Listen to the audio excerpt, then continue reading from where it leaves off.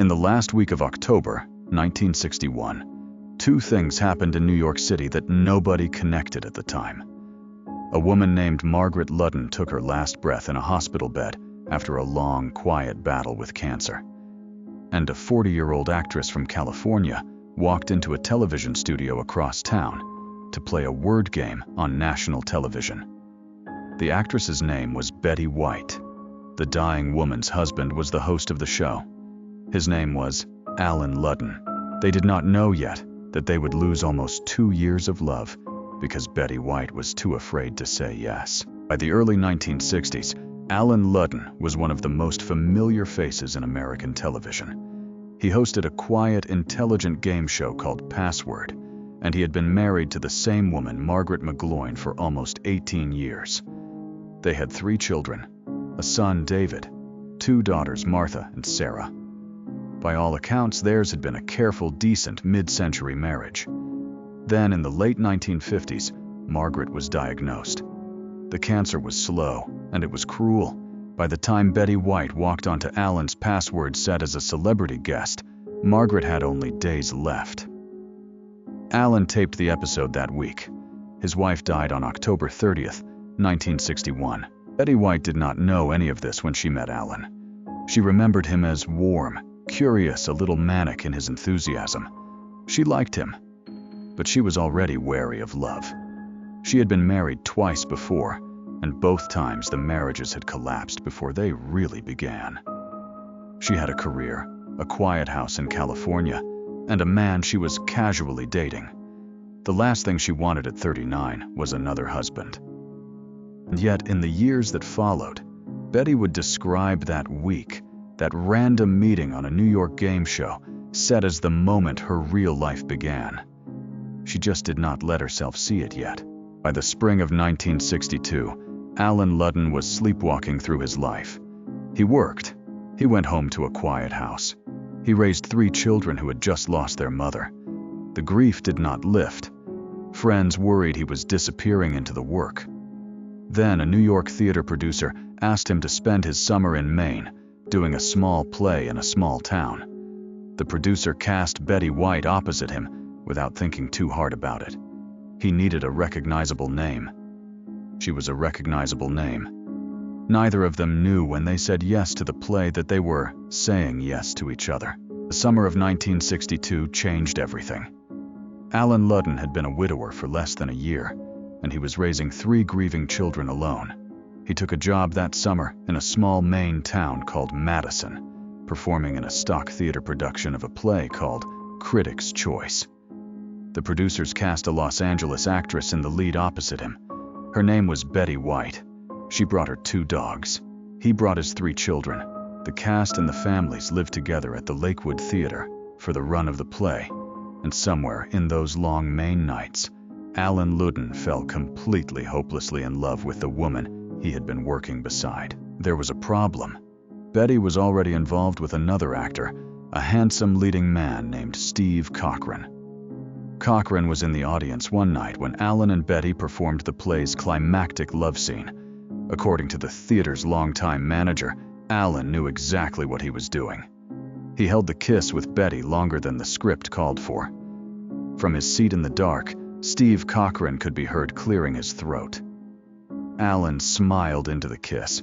He had decided that summer in Maine that he was going to marry Betty White. He just had not told Betty yet. When the play ended, Betty flew back to California. Allen flew back to New York. The distance did not slow him down. He started flying west on his weekends off from Password, and within weeks, he started proposing. The first time Betty laughed. The second time, she laughed less. By the 5th or 6th time, she was angry. She told the Archive of American Television years later that Allen would not even say hello when she answered the phone. He would just say, "Will you marry me?" And she would say, "No, no way." That was the rhythm of 1962. A man asking, a woman refusing, over and over again. What Betty did next has become a kind of legend in old Hollywood circles. Allen bought a wedding ring, a gold band ringed with diamonds. When Betty refused to wear it, he put it on a chain around his own neck. He wore it that way for 3 months, in the shower, in the swimming pool, at dinners with friends. The ring got coated in soap and suntan oil. Betty noticed. She would later write that he vowed he would only take it off for one reason. And still, she said no. There was a reason Betty White could not say yes to Allen Ludden. It was not a small reason. It was not about distance or his 3 children or the inconvenience of moving from Los Angeles to New York. The real reason was older and darker than that. By the time she met Allen, Betty had already buried 2 marriages, and the second one had nearly broken her. She had told friends more than once that she was done. She would not try again. She had built a quiet life in California, a life she controlled, and she did not believe a 3rd marriage was something she could survive. Her first marriage had lasted 8 months. She had been 23 years old, fresh out of the war effort, and she had married an Army Air Corps pilot named Dick Barker. He took her home to an Ohio chicken farm. She left him in less than a year. She would later describe that marriage simply as a nightmare. Her second husband, a Hollywood agent named Lane Allen, was kinder, but he wanted her to give up acting. He wanted a homemaker. She tried for 2 years. Then she chose her career, and she chose her life, and she walked away. By the time Allen Ludden started asking her to marry him, Betty White had spent more than a decade alone on purpose. She told one interviewer much later in life that her first 2 marriages had been dress rehearsals. She did not mean it kindly. She meant that she had spent 2 trips down the aisle learning what marriage was not, and she had no intention of taking a 3rd lap. She had also lost something less visible. Some of her belief that a man like Allen, open, devoted, completely there, could be real. She kept waiting for the moment when he would change, the moment when he would ask her to stop working, the moment when the warmth would cool. It didn't come. And that she would later admit terrified her almost as much as a 3rd divorce. She loved him too. She said no because she was afraid. She would spend the rest of her life regretting every single one of those refusals. Easter Sunday, 1963. A package arrived at Betty White's house in Los Angeles. Inside was a stuffed white bunny rabbit. Clipped to the bunny's ears were 2 small earrings, flower-shaped, set with diamonds and rubies and sapphires. There was a note. The note said only this: "Please say yes." Betty would tell the story dozens of times in the decades that followed. She always told it the same way.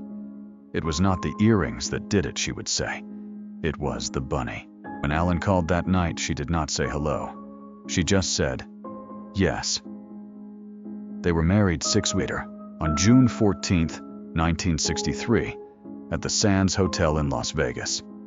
The judge who married them, David Zeno, had married Mary Tyler Moore the year before. Betty did not invite a crowd. Allen's 3 children were there. Her parents were there. The ceremony was small and fast and final. Within days, Betty had packed up her California life and moved across the country to Chappaqua, New York, to a house that was still full of Margaret McGloin's furniture. She had wasted enough time. For 18 years, Allen Ludden and Betty White were almost never apart. When they could not be together at work, they called each other between takes from their dressing rooms. They appeared on each other's television shows. They starred together in plays. They shared the same friends, the same dogs, the same Sunday mornings. Betty would later say that the love of your life does not come along in every life, and she was lucky enough that he had come along in hers. The years between 1963 and 1980 were, in her own words, the happiest years she ever lived. They were also the only ones she ever had with him. In early 1980, Allen began losing weight. The doctors found stomach cancer. It was advanced. He took a month off from Password Plus for chemotherapy, with Bill Cullen filling in. He went back to work when he could, but he was thinner, paler, slower. On October 7, 1980, while on vacation with Betty in Monterey, California, Allen slipped into a coma. He woke up. He never went back to the show. They had been building a dream house together, and Betty would later say that, in his last days, she drove him up to see it finished. He slept there 2 nights, Allen Ludden died on June 9, 1981, at the age of 63. He died 3 days short of what would have been his and Betty's 18th wedding anniversary. He was buried in his hometown of Mineral Point, Wisconsin, at Graceland Cemetery. Far from California, far from the studios, far from the small house in Carmel that he and Betty had finished building together that summer. Betty did not speak publicly about the funeral. She did not speak much about any of it. She came home from Wisconsin and went into the empty house and tried to figure out how to keep living. She told a writer at People magazine years later what those first days were like. She walked upstairs alone. The dogs who had loved Allen were already there. They had found his bathrobe folded on a chair, and they had carried it down, and they were lying on it. Betty saw them and sat down on the floor next to the robe and the dogs, and she said simply, "I just fell apart."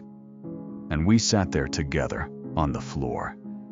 That is the only sentence she ever gave the public about the worst day of her life. In the 40 years that followed, Betty White never remarried. She was asked about it constantly. She had a line ready for every interviewer. "I had the love of my life," she wanted them to. But in private, she said something different. She told one interviewer that her 2 marriages before Allen had been mistakes, and that the love of your life does not come along in every life, and that she was grateful, almost embarrassingly grateful, that he had come along in hers. She did not want a replacement. She wanted Allen. In 1988, Allen Ludden was given a star on the Hollywood Walk of Fame 7 years after his death. The star was placed at 6743 Hollywood Boulevard. Betty White's star, when it was eventually placed, was placed directly next to his. She had asked. Betty White died on December 31st, 2021, 17 days before what would have been her 100th birthday. According to her agent and friend, the last word she spoke in the quiet of her bedroom in Brentwood was Allen. She had wasted a year saying no. She had spent 18 years saying yes. And then she had spent 40 more years waiting gently without bitterness to see him again. Once, when an interviewer pressed her about why she had never remarried, she answered the question more honestly than usual. "I made 2 mistakes before Allen," she said. "But the love of your life doesn't come along in every life. So I'm very grateful. Just grateful." Then she smiled the way she always smiled. She changed the subject. Because some loves, the real ones, are not for telling. They are only for keeping.